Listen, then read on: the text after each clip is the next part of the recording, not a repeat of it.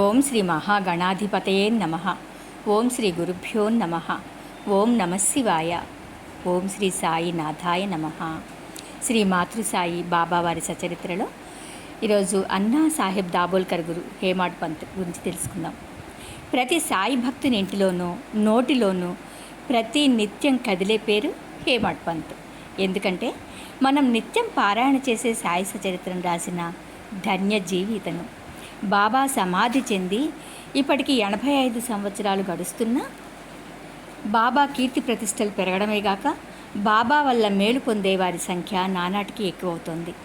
దీనికంతటికీ కారణం అతను బాబా లీలలను గ్రంథరూపంలో రాసి భక్తులకు అందించిన పుణ్యమే.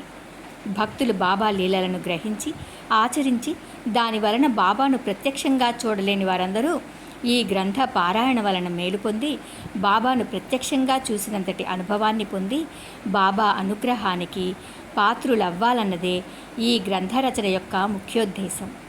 ఈ సంకల్పం అతని మనసులో మెదిలిన వెంటనే అతను తాను నేరుగా బాబాను ఈ విషయం అడిగే ధైర్యం చేయక శ్యామ ద్వారా అడిగించాడు. ఈనాడు ఇంతమంది భక్తులు ఈ గ్రంథపారాయణ ద్వారా పునీతులవ్వాలని బాబా సంకల్పించారు కాబట్టి శ్యామ అడిగిన వెంటనే బాబా హేమాడ్ పంతును ఆశీర్వదించి గ్రంథ రచనకు అనుమతినిచ్చారు. అతను తన అహంకారాన్ని బాబా పాదాల ముందుంచితే బాబా తన లీలలు తానే రాసుకుంటానని, హేమాడ్ పంత్ కేవలం నిమిత్తమాత్రుడే కానీ నిజంగా ఈ గ్రంథరచన తనదేనని స్పష్టంగా చెప్పారు. ఈనాడు ఈ పుస్తకం గ్రంథరూపంగా మన ముందు ఉందంటే హేమాడ్ పంత్ తన అహంకారాన్ని సంపూర్ణంగా బాబా పాదాల ముందుంచినట్లే కదా. అలా నిరహంకారంగా బాబా పాదసేవకు అంకితమైన ధన్యజీవి గురించి కొంచెం వివరంగా తెలుసుకుందాం. అన్నా సాహెబ్ దాబోల్కర్ ఒక నిరుపేద బ్రాహ్మణ కుటుంబంలో జన్మించాడు. పేదవాడు కాబట్టి ఎక్కువగా చదువుకోలేకపోయాడు. 5వ తరగతి చదువు ఆపేశాడు. తర్వాత ఒక గుమస్తాగా ఉద్యోగం ప్రారంభించాడు. అయితే ఇతని నిజాయితీని, చాకచక్యాన్ని, సమర్థతను గుర్తించిన ఇతని పై అధికారులు ఇతనికి ప్రమోషన్లు ఇస్తూ వచ్చారు. ఆ రకంగా అతను గుమస్తా స్థాయి నుంచి అంచెలంచెలుగా రకరకాల ఉద్యోగాలు చేసి ఆఖరుకు గౌరవ మెజిస్ట్రేట్ పదవి పొందాడు. 1910వ సంవత్సరంలో ఇతనికి సాయి దర్శన భాగ్యం కలిగింది. కాకాసాహెబ్ దీక్షిత్ 1909వ సంవత్సరంలో బాబా దర్శనం చేసుకుని ఈ అన్నా సాహెబ్ను కూడా బాబాను దర్శించమని చెప్పాడు. నానాసాహెబ్తో పరిచయంతో అతను కూడా దాబోల్కర్ను బాబా దర్శనం చేసుకోమని చెప్పాడు. అయితే గొప్ప పండితుడైన దాబోల్కర్ పుస్తక పఠనం ఎక్కువ చేసేవాడు. అందుకే అతనికి తన స్వశక్తి మీద ఎంతో నమ్మకం. ఎవరైనా సరే తమ స్వయం కృషితో భగవత్ సాన్నిధ్యాన్ని పొందాలని, ఇందులో గురువు చేసేదేమీ లేదని అతని నిశ్చిత అభిప్రాయం. అందుకే అతను సాయి దర్శనం పట్ల ఆసక్తి చూపలేదు. అంతేకాక కాకాసాహెబ్ దీక్షిత్ కూతురు షిరిడీలో మరణించడం విని గురువు సమక్షంలోనే ఆ బాలిక మరణిస్తే ఆ గురువేమీ చేయనప్పుడు ఇక గురువుతో పని ఏమీ లేదని అతను ఊరుకున్నాడు. అయితే నానాసాహెబ్ అతనికి ఎన్ని విధాలు నచ్చచెప్పి అతని మనస్సు మార్చి అతను షిరిడీకి ప్రయాణమయ్యేలా చేశాడు.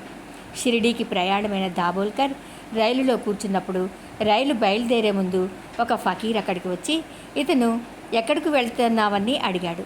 దాబోల్కర్ తాను షిరిడీ వెళ్తున్నట్లు చెప్పగానే ఆ ఫకీర్ అతనిని దాదర్ స్టేషన్లో దిగవద్దని, అదే రైలులో ఇంకా ముందుకు వెళ్ళి బోరీబందర్ స్టేషన్లో దిగమని చెప్పి రైలు దిగి వెళ్ళిపోయాడు. ఎందుకంటే షిరిడీ వెళ్ళే రైలు దాదర్ స్టేషన్లో ఆగదు.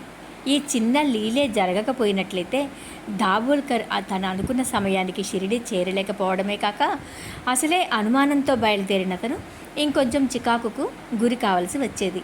మర్నాడు పొద్దున్నే అతను రైలు దిగి షిరిడి చేరాడు. ఎంతో ఆతురతతో బాబాను ధూళి దర్శనం చేసుకున్నాడు. ఆ దర్శనంతోనే అతని మనసు ఎంతో ఆనందాన్ని, ప్రశాంతతని పొందింది. అయితే తరువాత అతను వాడాకు వెళ్ళినప్పుడు బాలాభాటేతో పెద్ద వివాదానికి దిగాడు. అదేంటంటే బాలాభాటే గురువు సహాయంతో, కృపతో మాత్రమే మనము గమ్యస్థానం చేరగలమని, అంటే దాబోల్కర్ మాత్రం గురువుతో అవసరం లేదని, కేవలం మన స్వశక్తితోనే దీనిని సాధించగలమని గంటల కొద్దీ వాదించాడు. తర్వాత బాబా దర్శనానికి వెళ్ళినప్పుడు బాబా అక్కడి వాళ్లతో వాడాలో ఏమిటా వాదన, దేని గురించి అని అడుగుతూ ఈ అన్నా సాహెబ్ను చూపించి ఈ హేమాద్రి పంత్ ఏమంటున్నాడు అని అడిగారు. ఇది విన్న దాబోల్కర్ ఆశ్చర్యపోయాడు. ఎందుకంటే వాడ ద్వారకామాయికి చాలా దూరంలో ఉంది. అక్కడ జరిగిన సంగతిని ఇక్కడ కూర్చున్న బాబా ఎలా చెప్పగలిగారన్నది అతనికి అర్థం కాలేదు. అంతేకాక బాబా అతనిని హేమాద్రి పంత్ అని సంబోధించాడు. ఈ హేమాద్రి పంత్ గొప్ప పండితుడు, కొత్త లెక్కలను కనిపెట్టినవాడు, ఇంకా అనేక విషయాలలో సమర్థుడు. అప్పుడు దాబోల్కర్ బాబా తనను హేమాద్రి పంతుతో పోల్చడం తన జ్ఞానాన్ని చూసి కాదని, తను గర్వాహంకారాలు వదిలి అనవసరమైన వాదనలు చేయరాదని బాబా అభిప్రాయమని అర్థం చేసుకున్నాడు. కానీ అతను హేమాద్రి పంతు అంతటి గొప్పవాడనే బాబా ఉద్దేశం. ఎందుకంటే అసలు గురువు సహాయం అవసరం లేదన్న వ్యక్తి ఇంతటి గొప్ప గ్రంథాన్ని భక్తులకు అందించి గురు సాంప్రదాయంలో తనకంటూ ఒక ప్రత్యేక స్థానాన్ని పొందగలిగాడు. నేడు ఇన్ని లక్షల మంది సుమారు అన్ని భారతీయ భాషల్లోనూ ఉన్న ఈ గ్రంథాన్ని పారాయణ చేసి ధరిస్తున్నారు కదా. అంతేకాక అతను బాబా సమాధి తరువాత తాను మరణించే వరకు షిరిడీ సంస్థానాన్ని చక్కని చాకచక్యంతో నడిపాడు. గురువు అవసరం లేదనుకున్నవాడు గురుసేవకే జీవితాన్ని అంకితం చేసే స్థాయికి ఎదిగాడు. ఇదే గురు సన్నిధి వలన పొందే లాభం. 1910వ సంవత్సరంలోనే గ్రంథరచనకు బాబా అనుమతి తీసుకున్నప్పటికీ 1917వ సంవత్సరంలో అతని మనసు పూర్తిగా బాబాలో లయమైపోయి గ్రంథరచన నిరాటంకంగా సాగింది. అది ఎలా జరిగిందంటే 1917వ సంవత్సరంలో హరి వినాయక సాథే అనే అతను వ్యాపారంలో నష్టపోయి ఏం చేయాలో తెలియని స్థితిలో బాబా గురించి విని షిరిడి చేరి బాబా దర్శనం చేసుకుని ఎంతో పట్టుదలతో దీక్షగా గురుచరిత్ర పారాయణను 7 రోజులలో ముగించాడు. అదే రోజు రాత్రి అతనికి బాబా గురుచరిత్ర పుస్తకాన్ని చేతిలో పట్టుకుని దానిలోని సంగతులను సాఠేకు వివరిస్తుంటే అతను భక్తి శ్రద్ధలతో వింటున్నట్లుగా కల వచ్చింది. అప్పుడతడు కాకాసాహెబ్ దీక్షితుతో ఈ సంగతి చెప్పి దీనిలో బాబా ఉద్దేశం ఏమిటో తెలుసుకోమని, తను ఇంకొక పారాయణ చేయాలని బాబా ఉద్దేశమేమో కనుక్కోమని అడిగాడు. అప్పుడు దీక్షిత్ బాబాను ఈ ప్రశ్న అడిగాడు. బాబా దానికి సమాధానంగా అతను ఇంకొక పారాయణ చేయాలని, దానివలన అతని కష్టాలు తీరి అతను మేలు పొందుతాడని చెప్పారు. ఆ సమయానికి హేమాత్ పంత్ అక్కడే ఉండి బాబా పాదాలు నొత్తుతున్నాడు. ఇదంతా విన్న హేమాత్ పంత్కి తాను 40 సంవత్సరాల నుంచి గురుచరిత్ర పారాయణ చేస్తున్న కలగని అనుగ్రహాన్ని సాథే ఒక్క పారాయణతోనే పొందాడని, తాను 7 సంవత్సరాలుగా బాబాను సేవిస్తున్నప్పటికీ పొందని ఆశీర్వాదాన్ని 7 రోజులలోనే సాఠే పొందగలిగాడని మనసులో బాధపడసాగాడు. ఈ విషయాన్ని వెంటనే గ్రహించిన బాబా అతనిని శ్యామ దగ్గరకు వెళ్ళి కొంతసేపు కూర్చుని అతనితో మాట్లాడి రమ్మనమని పంపించారు. అదే సద్గురువు లక్షణం. ఎప్పుడైతే శిష్యుని మనసు దారి తప్పుతుందో దానిని వెంటనే సరిచేసి తిరిగి అతనికి మనశ్శాంతిని కలిగిస్తారు. ఈ విషయంలో ఏం జరిగిందో హేమాత్ పంత్ అనుమానాన్ని బాబా ఏ రకంగా తీర్చారో చూద్దాం. హేమాత్ పంత్ బాబా ఆదేశం మేరకు శ్యామ దగ్గరకు వెళ్ళి బాబా తనను శ్యామతో కొంతసేపు కూర్చుని మాట్లాడి రమ్మని పంపించారని చెప్పాడు.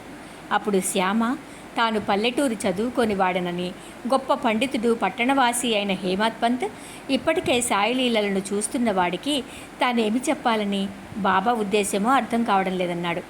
అయినప్పటికీ బాబా సంకల్పంతో శ్యామ తనకొక కథ గుర్తుకు వస్తోందని, దాని గురించి హేమాత్ పంత్కు చెప్తానని అని ఈ విధంగా చెప్పడం ప్రారంభించాడు.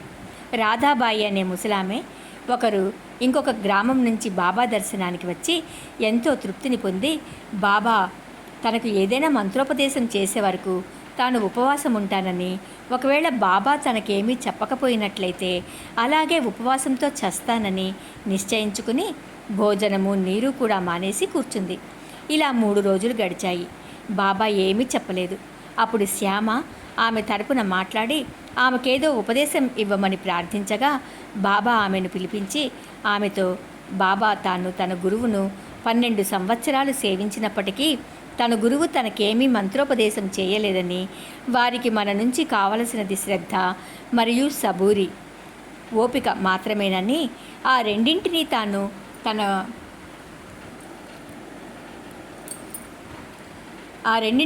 తన గురువుకు సమర్పించానని, దాని వలన గురువు కటాక్షాన్ని సంపూర్ణంగా అనుభవించానని చెప్పి ఆ ముసలామెతో ఆమె కూడా బాబాపై మనస్ఫూర్తిగా దృష్టి నుంచితే తల్లి తాబేలు పిల్ల తాబేలుకు జీవశక్తినిచ్చినట్లుగా తాను తన భక్తులను ఉద్ధరిస్తానని, అంతేకాని ఏ మంత్రోపదేశాల్లో తానేమీ చేయలేనని చెప్పి నిజమైన పరమార్థాన్ని ఆమెకు బోధించగా ఆమె కూడా బాబా చెప్పిన దానిని గ్రహించి సంతోషంతో అక్కడి నుండి వెళ్ళిపోయి అప్పటి నుండి బాబా పైననే సంపూర్ణ విశ్వాసాన్ని స్థిరపరుచుకుని మేలు పొందింది అని శ్యామ హేమత్ పంతుతో చెప్పాడు.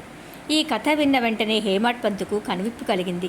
గురువు మనకేమీ ఉపదేశాలు చేయవలసిన అవసరం లేదని, కేవలం మనం వారిపై నిజమైన శ్రద్ధాసబూరీలను చూపగలిగితే గురువే మనకేది కావాలో దానిని మనకు ప్రసాదించగలడని అర్థం చేసుకున్నాడు. తరువాత వాళ్ళిద్దరూ కలిసి ద్వారకామాయికి వెళ్ళగా బాబా హేమత్ పంతును శ్యామ ఏం మాట్లాడాడో చెప్పమని అడిగారు. హేమత్ పంతు మొత్తం జరిగినదంతా చెప్పి ఈ కథ తన మనస్సును పూర్తిగా మార్చివేసిందని, ఆ కథలోని నీతి తనను కదిలించిందని చెప్పాడు. అప్పుడు బాబా హేమత్ పంతుతో ఈ ఒక్క కథను అతను గుర్తుంచుకొని మనస్సుకు పట్టించుకుంటే ఇక అతనికి తెలుసుకోవలసినదేదీ లేదని చెప్పి కలకండ ప్రసాదాన్నిచ్చి ఆశీర్వదించారు.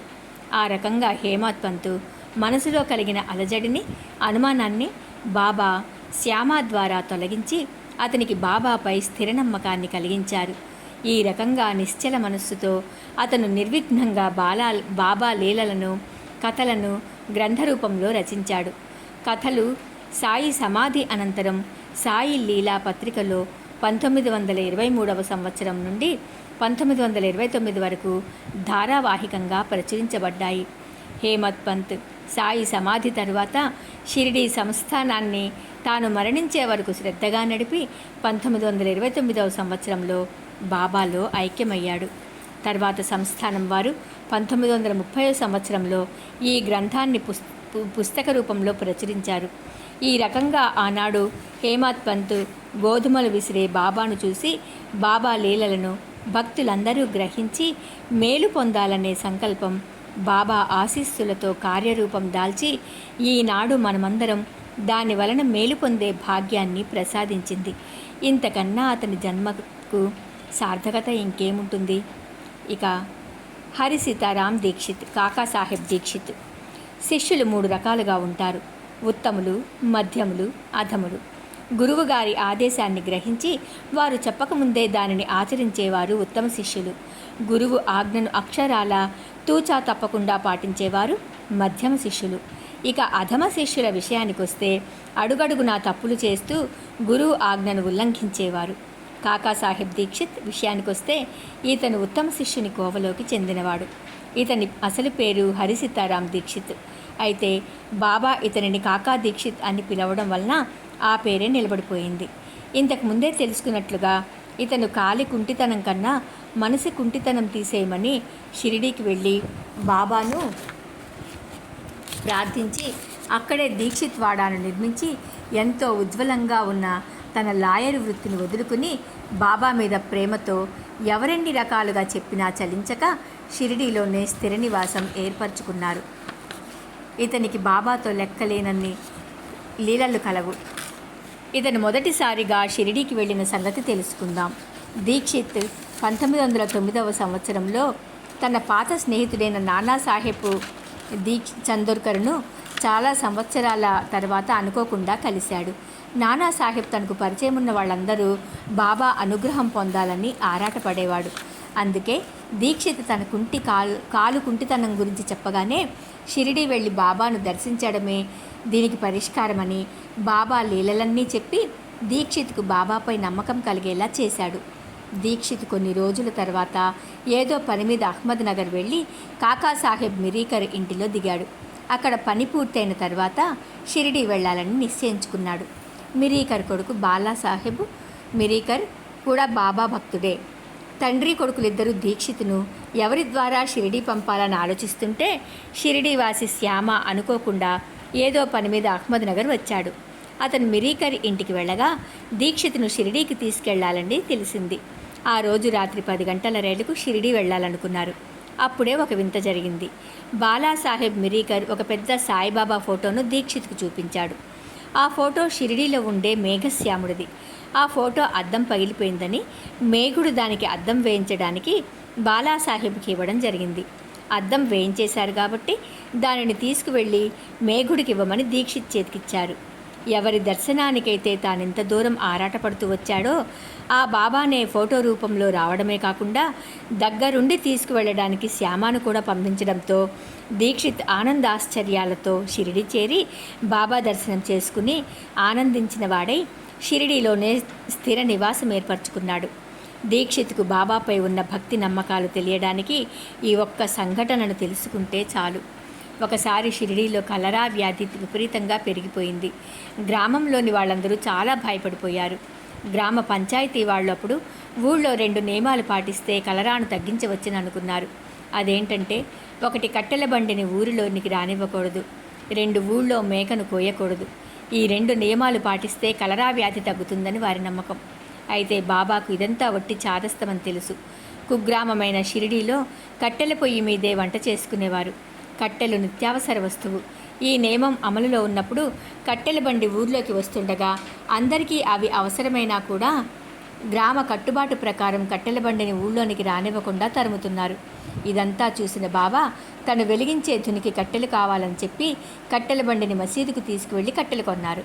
బాబా కొన్న కట్టెలలో నుంచి ఊళ్ళో అవసరం ఉన్న వాళ్ళు వచ్చి కట్టెలు తీసుకువెళ్ళేవారు. ఆ రకంగా మొదటి నిబంధన తీరిపోయింది. ఇంకా రెండో నిబంధన, ఊళ్ళో మేకను కోయకూడదని. దానిని కూడా బాబా ఎలా తిప్పికొట్టారో చూద్దాం. ఈ నియమం అమలులో ఉండగా ఎవరో చావడానికి సిద్ధంగా ఉన్న ఒక మేకను ద్వారకామాయికి తీసుకొచ్చారు. అప్పుడు మాలేగాం ఫకీరైన బడే బాబా అక్కడ ఉన్నారు. ఈ బడే బాబా మీద సాయికి చాలా ప్రేమ. భోజనం చేసేటప్పుడు సాయి ఈయన తన ప్రక్కన కూర్చోపెట్టుకునేవారు. అంతేకాక చిలుము బడే బాబా పీల్చిన తర్వాతే సాయి పీల్చేవారు. ఈయన తిరిగి వెళ్ళేటప్పుడు కొంత దూరం వెళ్ళి సాగనంపేవారు. ఇంతటి గౌరవాన్ని పొందిన బడే బాబాతో సాయి ఆ ముసలి మేకను నరకమని చెప్పారు. అయితే బడే బాబా అనవసరంగా ఆ ముసలి మేకను నరకడం ఎందుకని దానికి ఒప్పుకోలేదు. అప్పుడు బాబా శ్యామను ఆ పని చేయమని చెప్పారు. బాబాకు ఎంతో సన్నిహితుడైన శ్యామ బాబా చెప్పారు కాబట్టి రాధాకృష్ణమాయ దగ్గరికి వెళ్ళి ఒక కత్తిని తీసుకువచ్చి బాబా ముందుంచాడు. అయితే మేకను చంపడానికి కత్తి తెప్పించారని తెలుసుకున్న రాధాకృష్ణమాయి తన కత్తిని తాను తిరిగి తెప్పించేసుకుంది. అప్పుడు శ్యామ ఇంకొక కత్తి తెస్తానని చెప్పి వాడాకు వెళ్ళి ఎంతసేపటికి తిరిగి రాలేదు. అప్పుడు బాబా దీక్షిత్కు ఈ పని అప్పగించారు. అతను వెంటనే వాడాకు వెళ్ళి ఒక కత్తిని తెచ్చి బాబా ఆజ్ఞ కాగానే చంపడానికి సిద్ధంగా కత్తిని ఎత్తి పట్టుకుని నిలబడ్డాడు. అతను స్వచ్ఛమైన బ్రాహ్మణ కులంలో పుట్టి చంపడం అన్న మాట కూడా తెలియనివాడు. అక్కడున్న ప్రజలందరూ బడే బాబా లాంటి ముస్లిమే చంపడానికి సిద్ధపడినప్పుడు బ్రాహ్మణుడైన దీక్షిత్ ఎలా సిద్ధపడ్డాడోనని ఆశ్చర్యపోతూ నిలబడ్డారు. అప్పుడు బాబా దీక్షిత్తో, ఏం ఆలోచిస్తున్నావు, నరకమని చెప్పగానే దీక్షిత్ కత్తినెత్తి మేకను నరకడానికి సిద్ధపడ్డాడు.